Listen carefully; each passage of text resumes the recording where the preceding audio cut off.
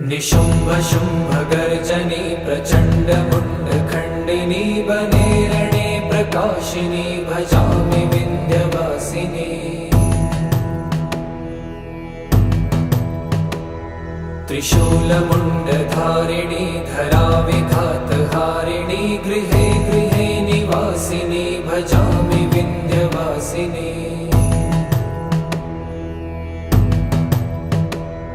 दरिद्र दुःखहारिणी सदा विभूतिकारिणी वियोगशोकहारिणी भजामि विन्ध्यवासिनी। लसत्सुलोललोचनं लतासनं वरप्रदं कपालशूलधारिणी भजामि विन्ध्यवासिनी।